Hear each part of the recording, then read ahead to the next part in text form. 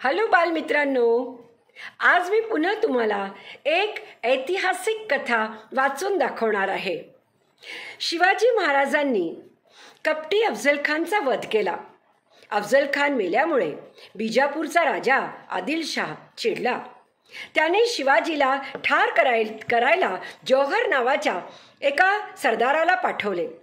त्याच्यासोबत खूप मोठे सैन्य दिले. शिवाजी महाराज पन्हाळगडावर होते. जौहरने पन्हाळगडाला वेढा दिला होता. त्यामुळे शिवाजी महाराज पन्हाळगडावर अडकले. बरेच दिवस झाले तरी जौहर गडाचा वेढा उठवेना. गडावरील धान्य संपत आले होते. शिवाजी महाराजांनी गडावरून निसटून जायची युक्ती शोधली. रात्रीची वेळ होती. पाऊस पडत होता. शिवाजी महाराजांनी काही लोक सोबतीला घेतले. ते पन्हाळगडावरून खाली उतरले. ते विशाल गडाकडे जाऊ लागले.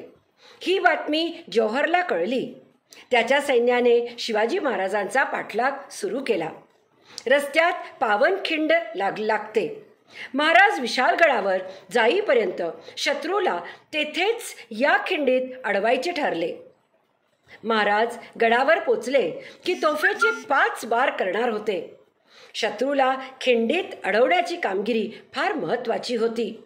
महाराजांनी ती बाजीप्रभू देशपांडे यांच्यावर सोपवली. बाजीप्रभू खिंडीच्या तोंडाशी उभे राहिले. त्यांच्यासोबत काही मराठी वीर होते. शत्रूचे सैन्य खिंडीच्या तोंडाशी आले. बाजीप्रभूने जोरदार लढाई केली. शत्रूला अजिबात पुढे सरकू दिले नाही. मराठे वीर मरण पावले. बाजीप्रभूच्या अंगातून घळ रक्त वाहू लागले. तरी बाजीप्रभू लढतच होते. शिवाजी महाराज विशालगडावर पोचले. त्यांनी तोफांचे आवाज केले. ते ऐकून बाजीप्रभूला धन्य वाटले. त्यांनी सुखाने प्राण सोडला.